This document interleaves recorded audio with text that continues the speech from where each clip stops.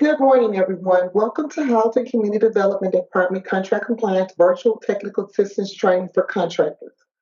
Hopefully, everyone has had an opportunity to grab a cup of coffee, bagel, get situated, and you're all excited about today's presentation.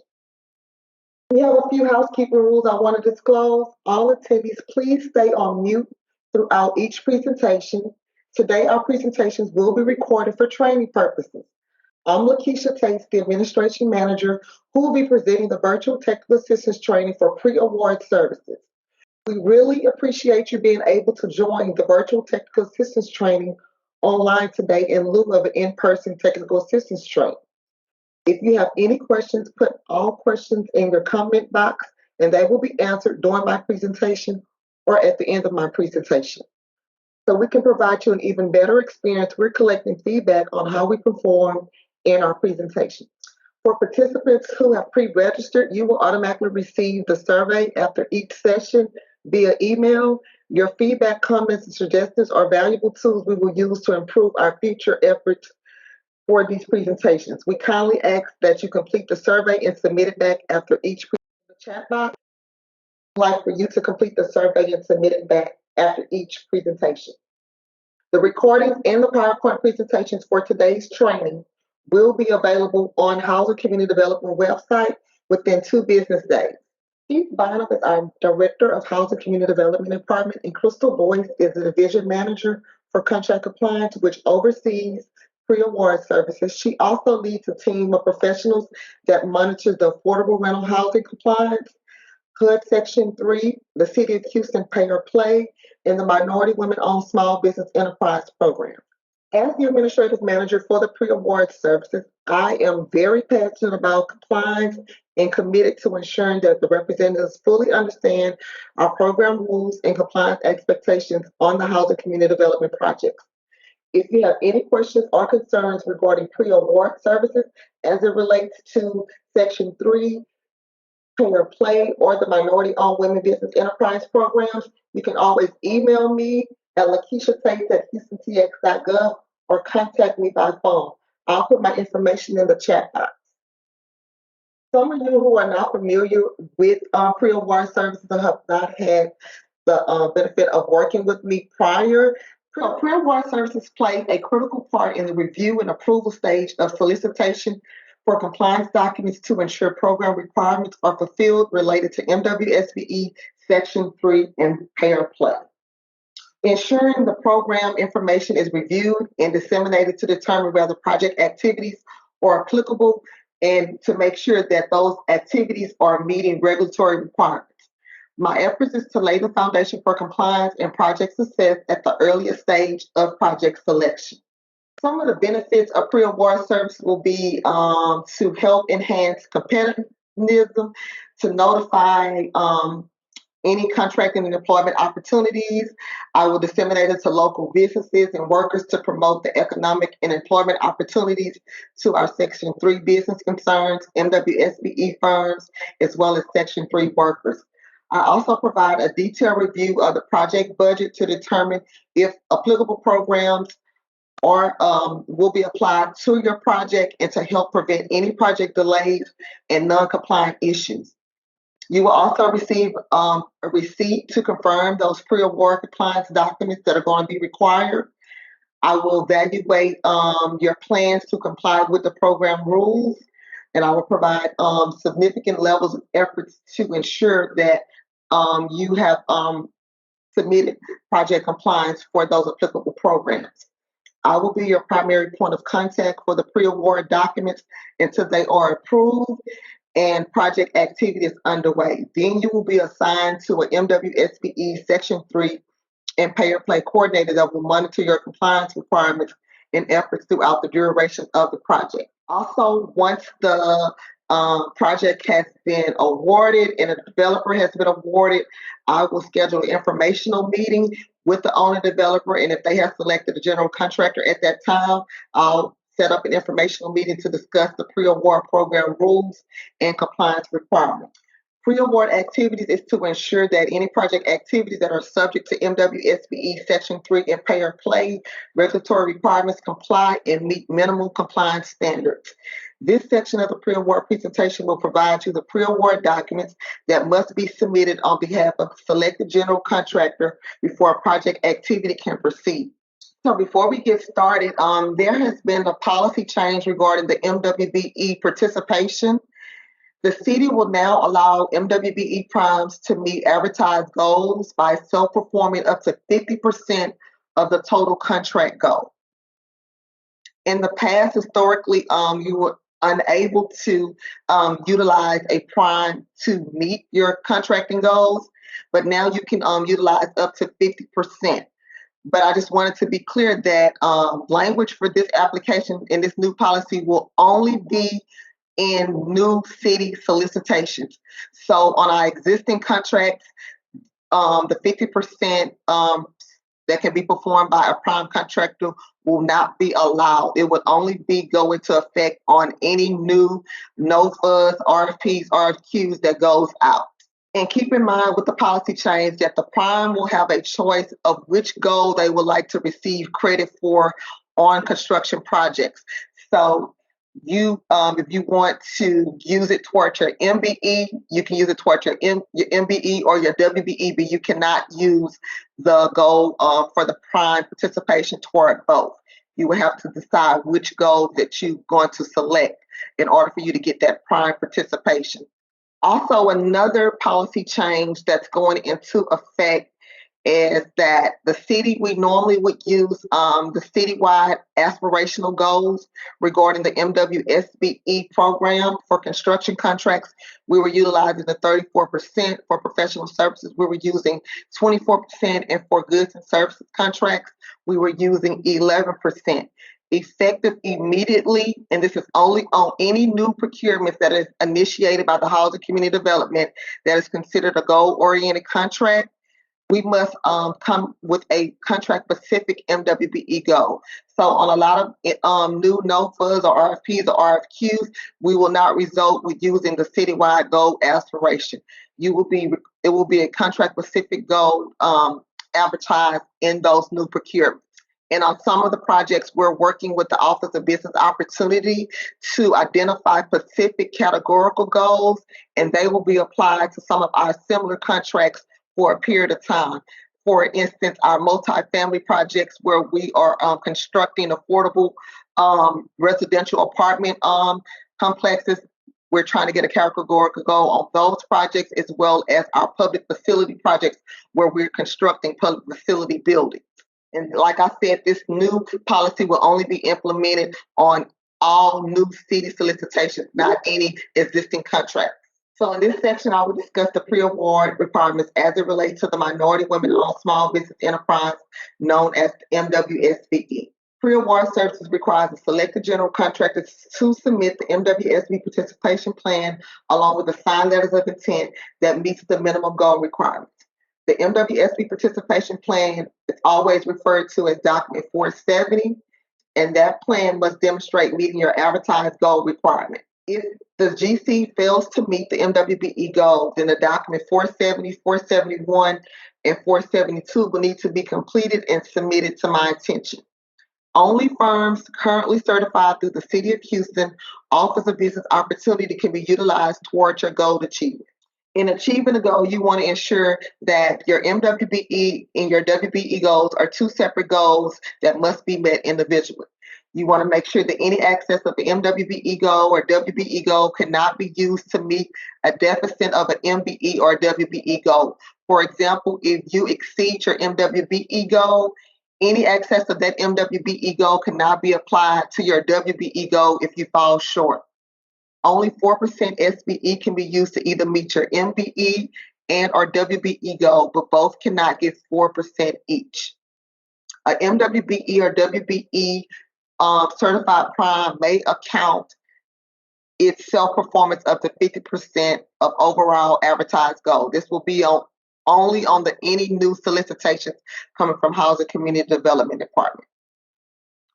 Once a firm is certified as an MWBE firm, the total dollar value of the subcontract awarded to that MWBE firm is counted towards your goals, counting only the work in which the MWBE has performed a commercial useful function. That means that MWBE certified firm is actually certified to perform the work that they're certified under in the City of Houston online directory. So if they are an electrician, then in that certified directory, they should be listed as an electrician along with the NAICS code to match that electrician work description. When submitting your participation plan, you want to make sure that you fill in each box completely and sign the document.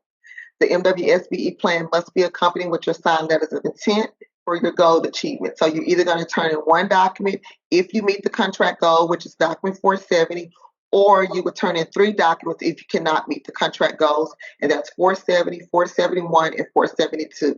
You want to ensure that all information is provided in order for your MWSBE plan to be deemed responsive. By the policy change that allows the 50% MW prime participation, the Office of Business Opportunity, who administers the MWBE program, has updated the participation plan.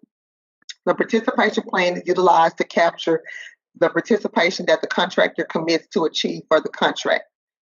It's going to help me determine whether the contractor has a plan to actually meet the goal.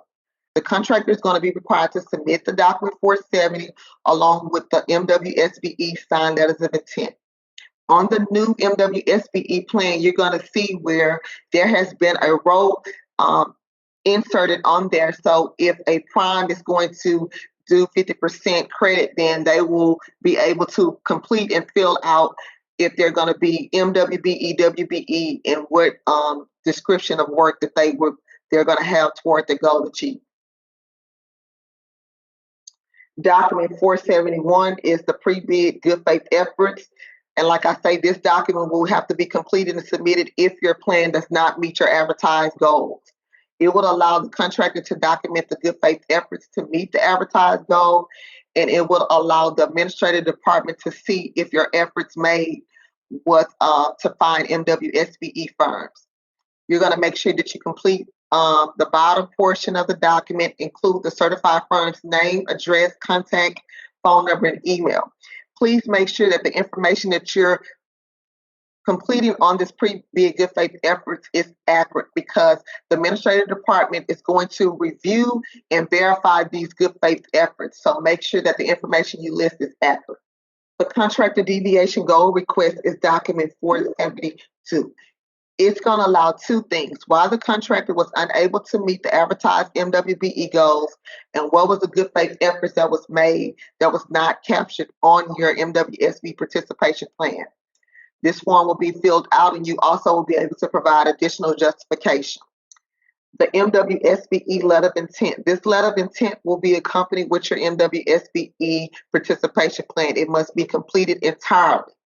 It has a bid amount at the top of the letter, which it will that bid amount will be your direct construction amount from the City of Houston funding, because MWSBE is only applied to the City of Houston funding for your direct construction amount.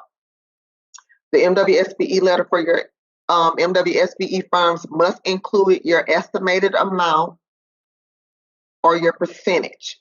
So whatever percentage that you listed on the MWSBE participation plan, I'm looking for that same percentage to be listed on your MWSBE letters of intent.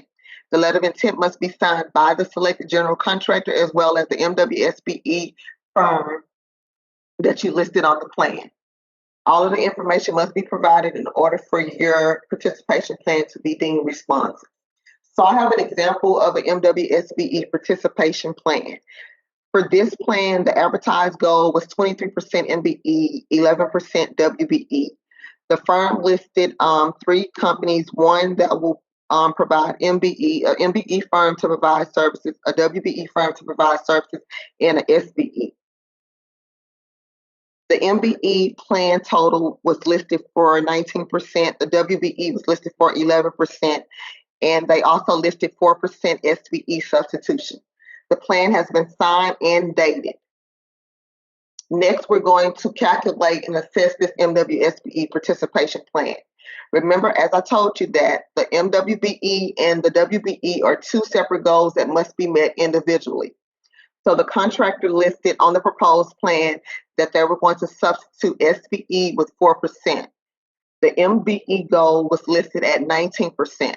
So I'm going to take the 19% and add that 4% SBE substitution to equal the 23% for MBE participation. The WBE participation was listed at 11%. So I'm going to take the 11% along with the 23% MBE, and it's going to give an overall total of 34%. Does this MWSBE participation plan meet the minimum goal requirements? Yes, it does. When assessing a participation plan, you want to make sure it is accompanied with the signed letters of intent for each subcontractor or supplier listed for MWBE Gold credit. You want to make sure it's completely filled out and sign the document. All the documents must be provided with the participation plan, and it must meet the minimum goal requirements in order for me to deem it responsive. If your plan and your letters of intent are deemed responsive, you will receive an approval email to the owner, developer, the general contractor, and HCD staff recommending to proceed with scheduling of the pre-construction meeting and project activity. If your participation plan fails to meet the minimum goal requirements, it could be because you listed firms that were not currently certified, work description that you listed for a firm does not match what they're currently certified to perform in. Those are, different scenarios where your plan could definitely be denied. When your plan is denied, you will not have an opportunity to submit a revised plan. That plan will be forwarded over to the administrative department over the MWBE program, which is the Office of Business Opportunity. You will receive an email with the detailed information that your plan has been forwarded over to that office. If your plan is deemed non-responsive, then like I said, you will need to submit that 470, the 471 that details your good faith efforts, and the 472 that says that you're deviating from that advertised contract goal. Office of Business Opportunity has a standard processing time of 7 to 10 business days, provided that all information is submitted. You will also need to provide a scope of work and all of your good faith efforts documentation along with that participation plan 470, 471, and 472. If your plan does not meet the minimum goal requirements and it is forwarded over to the Office of Business Opportunity, pre-award services and any HCD staff is excluded in the evaluation of that MWSBE plan. That Office of Business Opportunity will be in contact with that selected general contractor and will provide me with the final recommendations regarding the MWBE plan. All of your pre-award required documents must be reviewed and approved prior to me recommending the pre-construction meeting, notice to proceed, or any project activity moving forward. Section 3 pre-award requirements. There will be a Section 3 participation plan required along with signed letters of intent to be submitted to my attention. Only firms certified through the Housing Community Development can be utilized to meet your goal achievement for Section 3. At the earliest phase of the project, I will be looking to receive an EBID announcement. That EBID announcement will be for any new contracting opportunities. So if the owner developer is going to competitively bid out the project and they're needing to select a general contractor, I should be receiving an EBID announcement for that general contractor opportunity. Once the general contractor has been selected, then the general contractor should be submitting me an EBID announcement. That EBID announcement will be directed to the Section 3 Business Concern Directory as well as the City of Houston MWSBE Directory that will help assist with meeting your Section 3 and your MWBE goal requirements. If the general contractor has any employment opportunity, that means for any new employment opportunities, they will complete an employment opportunity announcement, send it to me for review and approval, and I will disseminate it to the directory of the Section 3 workers. Section 3 numerical goal requirements. For any contractor that has contract in excess of $100,000, you will be required to meet numerical goal requirements. The numerical goal requirements will be achieved by subcontracting out to our certified Section 3 business concerns or employing Section 3 workers. We have contracting and employment goals that follows. We have a 3% soft cost. That means if you require any professional service or non-construction related activities, then 3% of your non-construction soft cost budget should be awarded to Section 3 business concerns. We have a 10% hard cost goal. That means 10% of your total direct construction budget should be awarded to certified Section 3 business concerns. We also have a 25% Section 3 worker benchmark goal. That means 25% or more of the total labor hours worked should be performed by Section 3 workers, and with at least 5% of that should be performed by target Section 3 workers. If a contract fails to meet the numerical goal requirements, then you must demonstrate good faith efforts to meet those goal requirements. You must adequately document all good faith efforts to comply with the requirements of the Section 3 and explain why, despite your efforts to the greatest extent feasible, the minimum numerical goal requirements were not met. Pre-award service will take each contractor's explanation into consideration when making compliance determinations regarding the Section 3 numerical goal requirement. I also want to encourage you to review the City of Houston's good faith efforts policy, because if good faith efforts is submitted for Section 3 numerical goal requirements, I refer to and document and look for you to document those efforts in regards to the City of Houston MWBE policy. The Section 3 participation plan is to capture your hiring and your subcontracting numerical goals. At this time, we are currently revising our Section 3 participation plan to include updated information to help with you submitting your Section 3 plan. We will have a specific area where you can identify what will be your hiring goals. You will list if you have any target or if you have any Section 3 workers, you will identify those separately. That will be on the new participation plan. We will also have an area for you to complete for your 10%. We'll have a plan as well as your 3% soft cost goal. It will be separate, and the plan would indicate you listing the firms that are going to meet your 10% as well as your 3%. When filling out your Section 3 participation plan, you want to make sure that all of the firms listed on your plan is currently certified through the Housing Community Development Department. You want to make sure that you're fully completing the subcontracting plan and signing it and dating it. Your Section 3 plan must be accompanied by signed letters of intent.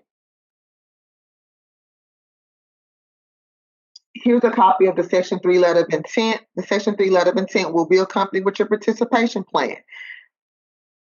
The bid amount will be provided to you, and it will be for your 10%. You're going to put in the bid amount will be your total hard cost amount. If you're submitting it for your soft cost firms, then you're going to put the soft cost amount under the bid amount. The Section 3 goal should reflect either is it for your 10% or your 3%. The general contractor and the Section 3 business concerns must sign and date the letters of intent. And the same percentages that you list on your participation plan should be the same percentages that are listed on your Section 3 letter of intent. Please ensure that your Section 3 letter of intent are not incomplete, because that will cause me to deem it non-responsive. Make sure all the information is provided in order for it to be approved. When assessing your participation plan, like I said, you want to make sure it's accompanied with your signed letter of intent, and that'll be for each subcontractor listed for your Section 3 goal, whether it's your 10% or your 3%. You want to make sure that all required documents are provided and that your plan demonstrate meeting your minimum goal requirements of 10% and 3%. If your Section 3 plans and letter of intent are approved, then you will receive a notification and notifying you that I recommend proceeding with the scheduling of the pre-construction meeting activities. If your Section 3 participation plan fails to demonstrate meeting the good faith efforts and meeting those minimum numerical goal requirements, then I will send a notification to the contracting party and letting them know we're not proceeding with project activities until the plan. Now, with the Section 3 plan, I do allow you to revise the Section 3 plan, because that is a program that City of Houston Housing Community Development monitors and administers the Section 3 program, so that I do allow you to revise the program, to revise your participation plan if it does not meet the minimum goal requirements. I will normally set up a meeting with you to discuss the challenges or the issues with your Section 3 plan, and will allow you 7 to 7 to 10 business days to actually submit a revised participation plan. Once that participation plan is submitted, it's revised, and it meets the numerical goal requirements, then I will be able to send an approval email to proceed with project activity.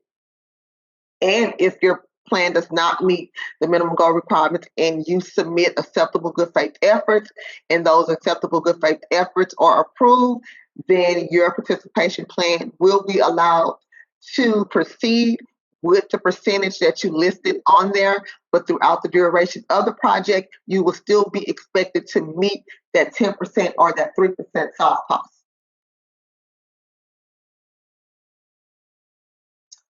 As I talked about before, EBID announcement requirements. Your EBID announcement must be submitted to my attention for review and approval at the earliest phase of the project. So if the owner developer is expecting to solicit for a general contractor, and the general contractor is expecting to solicit for subcontracting opportunities, then that EBID announcement must be submitted to my attention. It must list your scope of work, minimum qualifications, contact information, and a bid due date is a minimum of 2 weeks that must be listed on your EBID announcement. That EBID announcement will be disseminated to Section 3 business concerns and to certified firms listed in the City of Houston Certified Directory. The owner developer, as well as the general contractor, must do their due diligence and also extend those contracting opportunities out on their own as well. Here's a copy of the Section 3 EBID announcement. Please make sure that you're filling in all of the columns, making sure you include a contact information. When the EBID announcement is disseminated, we have a lot of contractors that show interest, and they email the general contractors, asking for specifications, different type of information. Please make sure that you are responding back to the subcontractors in a timely manner, providing them all the additional information they need so they can submit a successful bid.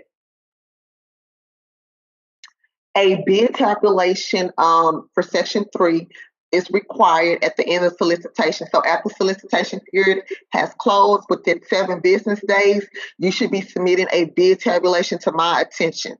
The bid tabulation must indicate which awarded contracts were to Section 3 business concerns, if any, or indicate that a bid was not received from a Section 3 business concern. Or if the successful candidate was not a Section 3 business concern, a letter of explanation must be submitted to me detailing the reason for not selecting the qualified Section 3 business concern. Employment opportunity announcement is for new employment opportunities. We're not asking you to go out and create any opportunities. If any opportunities arise for employment within the general contractor or the owner developer, then I'm looking for you to complete an employment opportunity announcement and submit it to me for review and approval. It will be disseminated to our Section 3 worker directory. In the event, if I should be notified of any of the results that are resulted in the successful selection of a candidate. The results should include the name of the new hire, their Section 3 classification, and an explanation if an opportunity did not result in you selecting a Section 3 worker. And here's a copy of the Section 3 EOA announcement. You want to make sure that you list the qualifications. You have contact information, the name of the project, an email, a phone number, so the Section 3 workers can definitely contact you if they have any questions and concerns about the opportunity. The next section that we'll get into is pay or play. Pay or play is City of Houston ordinance that is governed by Chapter 15 under the Executive Order 1 through 7. The pay or play program is created to level the playing field and enhance fairness in the process between competing contractors that choose to offer healthcare benefits to their workforce and those who do not. The program also recognizes and accounts for the fact that there are costs associated with healthcare of uninsured citizens of the Houston and Harris County area. So for any contracts in value of $100,000 or any subcontractors value of $200,000 will be subject to pay or play.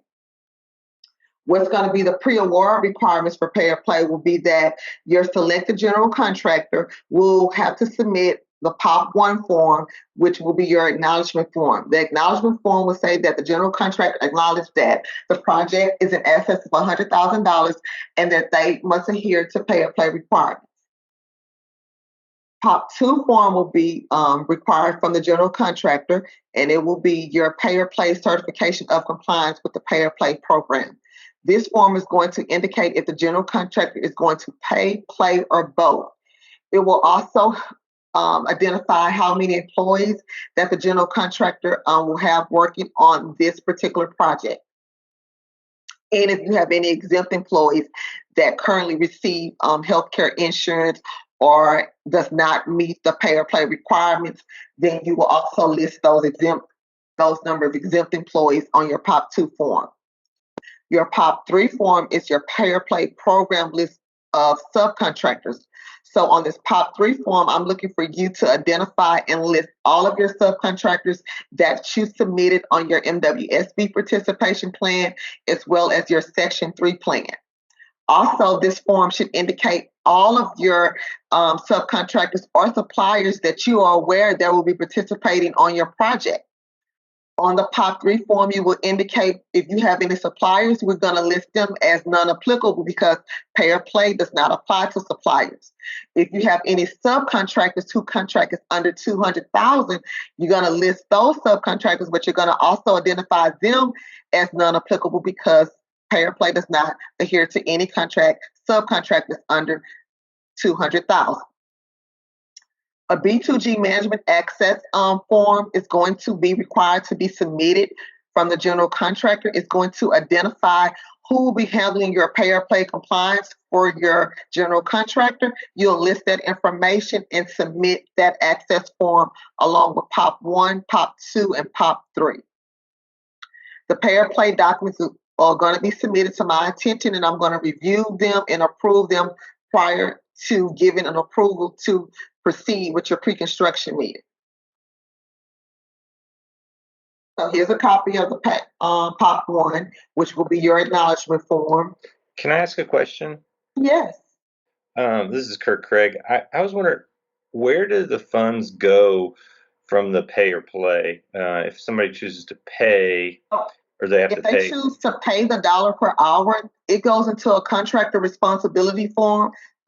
Programs that offset the healthcare costs. It's like 3 programs that those funds get dispersed to. So those funds go to pay for healthcare somewhere? For uninsured Houston and Harris County citizens. So it's not going to none of your employees' paycheck or anything like that. It's going into a responsibility fund that funds 3 different programs around the Houston and Harris County area. Okay, thank you. So here's a copy of the POP2 form, which I told you will allow you to choose how they will participate in the pay or play program. It must be completed and submitted by the general contractor. The POP3 form will list all of your subcontractors or suppliers that will be participating on the project. You will fill it out completely and submit it to my attention. A copy of the pay or play access form, it will be required to be filled out, and it will be to list who will be your pay or play compliance person that will be in charge of adhering that the pay or play compliance requirements. Next, we'll discuss what are the required solicitation documents. So before advertising, if the owner developer is awarded and they are advertising for a general contractor, then a copy of that solicitation must be submitted to my attention to review it and to ensure that applicable program language and required documents are included in that solicitation. Here's some example of some of the solicitation language that should be included regarding the MWSBE in Section 3. The language has definitely changed since the MWBE new policy program is allowing 50% to be performed by the prime contractor. That language is now being included and updated for MWSBE. And also the pay or play language is provided, which talks about pay or play, the pay option, and if you're going to play, what are the standards that your healthcare benefits must meet. Also, so There has been an update to the contract requirements in 2 CFR 200.322. It's in regards to the domestic preferences and the provision of certain telecommunication technology. We want to make sure that for any general contractors, subcontractors, lower tiers, that these agreement terms are to be expected to be referenced and included as an exhibit. So any executed contract agreements that has been dated after April the 7th moving forward should include these two provisions. I'm sure some of your contracts are already included. If not, moving forward, please ensure that these provisions are included. Also, the general contractor will also be required to submit a draft copy of their construction contract to my attention for review and approval of required compliance language and documents that are applicable for the programs. You must reference and including following documents regarding the local, state, and federal requirements. So I'm looking to make sure that you have your federal labor stamp provisions in regards to MWSBE Section 3 and pay or play. These provisions have been updated since August 2021. We have our new contract compliance form packet for MWSBE in Section 3. It's been updated as of February 23rd. And because of the City of Houston has made the changes to the MWBE program, they have updated the MWSBE requirements as of January the 11th. Also, you want to make sure you review the City of Houston Good Faith Efforts policy that has been updated as of January the 14th.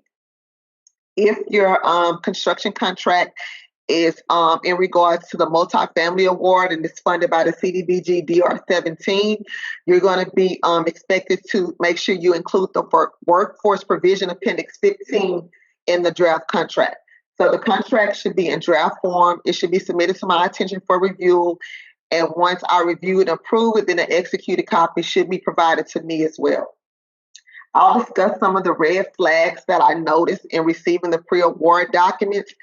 Some of the things I noticed that the signed letters of intent are not submitted with your participation plan. So if you submit a participation plan or you submit any pre-award documents, I will only accept all of your documents. I don't want them to be submitted to me one at a time. I want to receive your MWSB participation plan with your signed letters of intent. I want to receive your Section 3 participation plan with your signed letters of intent, as well as your pay or play documents. I don't want them to be submitted one day and next 3 days to submit. I want it to be submitted all at one time, or I will not start the review process until I have received all of your pre-award documents. Failure to have your Section 3 business or your MWSBE firm sign the letter of intent will definitely have your plans deemed non-responsive. The point of the letter of intent is to ensure that any Section 3 business concern that you list for your Section 3 plan or any certified MWSBE firms that you list on your plan has been notified that you're going to list them to meet your goal achievement. So the signed letters of intent are very important that we receive that along with your participation plans. You want to make sure that when you're listing firms on both participation plans that they have an active certification.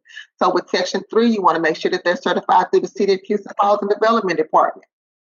So I have a question in the box saying, will we have 24 hours or longer to turn these forms in after the bid is due? Especially, we must include the subcontractor's signature to be in compliance. I'm not following your question. If you want to come off of mute and elaborate, Elizabeth, or once I'm finished, you can I can address your question or you can elaborate on it.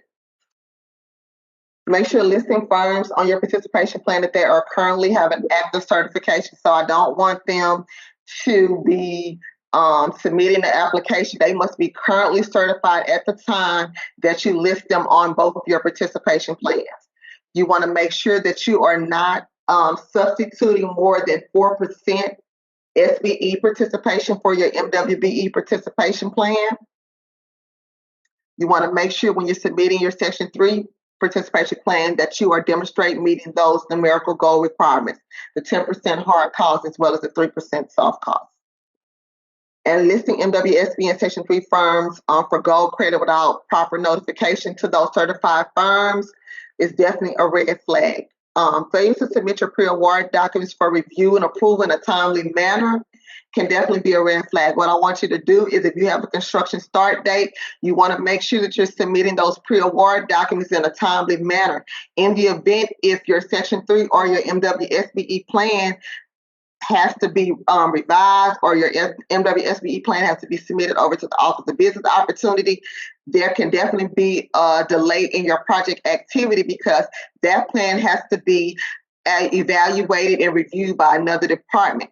With your Section 3 participation plan, if it does not meet the minimum goal requirements, it will be allowed to be cured with me in housing community development. But you want to make sure that those documents are submitted in a timely manner in case we run into any incidents where they need to be revised or they do not meet the minimum goal requirement. So here's some questions and answers. When are the pre-award documents required to be submitted? They should be submitted before the pre-construction meeting, or an issue of notice to proceed can be recommended. Like I just said before, you want to make sure that you're submitting them in a timely manner. I do not have a timeline to say, hey, submit it by this date. I just want you to know that it should be submitted, prior to you wanting to start your construction activity.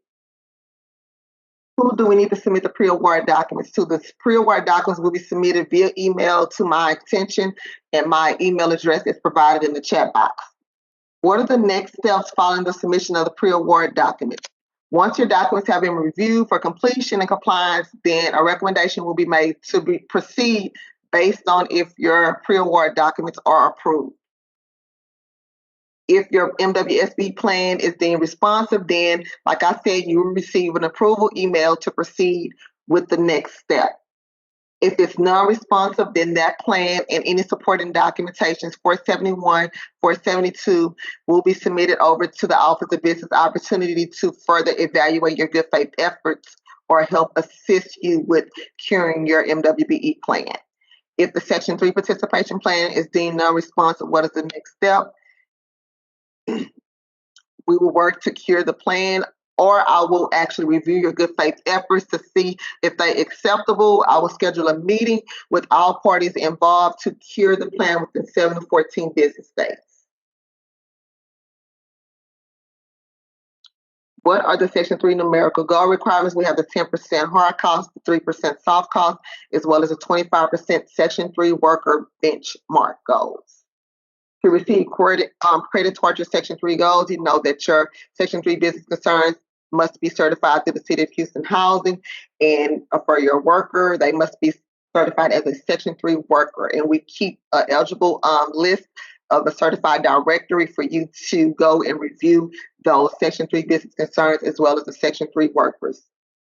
How are pre-award good faith efforts evaluated? The evaluation is based on a case-by-case, determined to see if the contractor has compiled with the City of Houston Good Faith Efforts Policy. So the Good Faith Efforts Policy link is included in the questions and answers, and I encourage you to actually review the Good Faith Efforts Policy.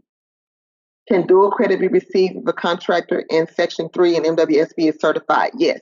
If a contractor is certified as an MWBE firm through the Office of Business Opportunity and they meet our Section 3 certification required, then dual credit can be received. I definitely encourage that for any firms that you list on your MWSBE firm to actually ensure that they're actually Section 3 certified as well. That way you can knock your gold credit out with using a firm that's certified in both of those categories. When should the e-bid announcement and the EOA announcement be disseminated? They should be disseminated at the earliest phase of the project. We want to make sure that those contracting and employment opportunities are extended to our certified business directories to help you achieve your MWSBE and your Section 3 numerical goals. At this time, do anyone have any comments or questions? Hello. Yes. Can you hear me? Yes. Hi, this is Rosalind.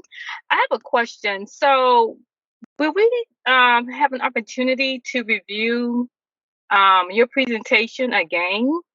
Yes. after you? Okay, good. Okay, It will be provided. So if you pre-register, it will be provided to you. They're going to send you the recording and the PowerPoint presentation. If you didn't pre-register, it will be available within 2 business days on the Housing Community Development website. Okay. All right. Thank you so much. You're welcome. Uh-huh. Are there any more questions or comments? I know I'm trying to go back up to Elizabeth. She says she does not have a microphone. Well, we have 24 hours longer to turn these forms in after the bid is due. I'm really not clear on when you say you have 24 hours or longer to turn the forms in after the bid is due. I don't know if you're referring to the e-bid announcement, because that will be only thing that will be expected for you to submit, and that has a minimum of 2 weeks. And me or housing is not involved in anything dealing with the bids. If they're extended out for subcontracting opportunities, that will be between you and any of the subcontractors. Now, once you have got your bids in and you have selected your Section 3 or your MWSBE firms, it's not a timeline on you submitting those MWSBE participation plans. I'm saying that you cannot submit a plan without having a signed letter of intent accompanied by the MWSBE and Section 3 plan. So for whatever firms you're going to list on those plans for gold credit, you need to have a signed letter of intent for those certified firms attached with your MWSBE plan and your Section 3 plan. If I did not answer your question, you can definitely contact me by phone or email, and we can go further into discussion of what you're requesting. Yes, if you need help with completing the forms, I'm definitely available to provide you an assistance. Now, what I will not be able to do is you cannot submit me a draft copy of your MWSBE or your Section 3 plan for me to review and provide you any type of help with that. But you definitely can call me and ask me questions in regards to, will I be able to list this certified firm on there? Is this the correct amount I should list? Is this the percentage correct? Those type of questions, but I will not be able to review a draft copy of a participation plan for MWSBE or Section 3. This concludes the pre-award services presentation. Thank you all for attending our pre-award services virtual technical assistance training. So we can provide you an even better experience. We are collecting feedback on how we perform in our presentation. So you should have already received the survey in your email. Please complete it and submit it. If not, I'll put the survey link back in the chat box, and you can definitely complete the survey and submit it back. I look forward to continuing to provide you valuable information and resources to ensure that your project meet compliance requirements on housing community development projects and is successful at the earliest stage. Thank you for your time. Patricia Holcomb will be presenting our Section 3 virtual technical assistance training, which will begin at 9:30. Thank you all.